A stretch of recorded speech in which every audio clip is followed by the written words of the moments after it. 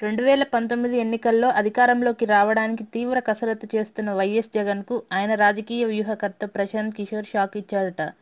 జగన్ను గెలిపించే బాధ్యతలు తీసుకున్న ప్రశాంత్ ప్రారంభంలోనే వైసీపీ సత్తాను తేల్చిపారేశారని సమాచారం. తన వ్యూహాల్లో భాగంగా రాష్ట్ర వ్యాప్తంగా సర్వే నిర్వహించిన ఆయన జగన్కు దిమ్మ తిరిగే నిజాలు చెప్పాడట. ప్రశాంత్ కిషోర్ అంచనా ప్రకారం ఇప్పటికిప్పుడు ఎన్నికలు వస్తే వైసీపీకి వచ్చే సీట్లు 49 మాత్రమేనని స్పష్టం చేశారట. జగన్ పార్టీకి 27% ఓట్లు మాత్రమే వస్తాయని ఆయన లెక్కలు కట్టినట్లు సమాచారం. ఇక 41% ఓట్లతో తెలుగుదేశం పార్టీకి 114 సీట్లు ఖాయమని ప్రశాంత్ కిషోర్ స్పష్టం చేశారని తెలుస్తోంది. ఇక పవన్ కళ్యాణ్ జనసేన పార్టీ ఈసారి ఏపీలో బోని కొడుతుందని సర్వే తేల్చిందట. 13% ఓట్లతో పవర్ స్టార్ 10 సీట్లు వస్తాయని ప్రశాంత్ కిషోర్ చెప్పారట. ఇక ఈసారి కాంగ్రెస్కు కూడా 2 సీట్లు వస్తాయట. ఆంధ్రప్రదేశ్లో మే నెలలో ప్రతి నియోజకవర్గంలో 500 మంది వద్ద ప్రశాంత్ కిషోర్ టీం అభిప్రాయాలను సేకరించినట్లు సమాచారం.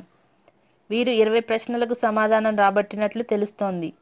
అయితే చంద్రబాబు పనితీరు కారణంగానే తెలుగుదేశం వైపు ఓటర్లు మొగ్గు చూపిస్తున్నారట.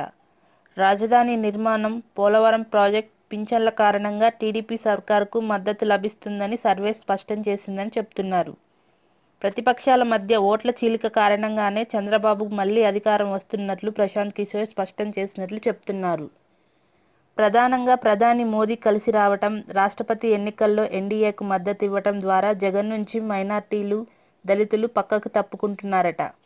కనీసం 40% మంది కాంగ్రెస్, జనసేన పార్టీల వైపు మొగ్గు చూస్తున్నట్లు సర్వే ద్వారా తేలింది. ఈ కారణం వల్లనే వైఎస్ఆర్సీపీ ఓట్ల శాతంలో భారీ కోత పడుతోంది. అందుకే ఒంటరిగా కాకుండా ఏదో ఒక పార్టీతో పొత్తు పెట్టుకోవాలని జగన్కు ప్రశాంత్ కిషోర్ సూచించారట. ఎన్నికల సమయం నాటికి పొత్తులపైన స్పష్టత వచ్చే సూచనలున్నాయి. తన బలం మీద ఎక్కువ నమ్మకం పెట్టుకున్న జగన్కు ప్రశాంత్ కిషోర్ సర్వేలో అసలు విషయం బోధపడింది.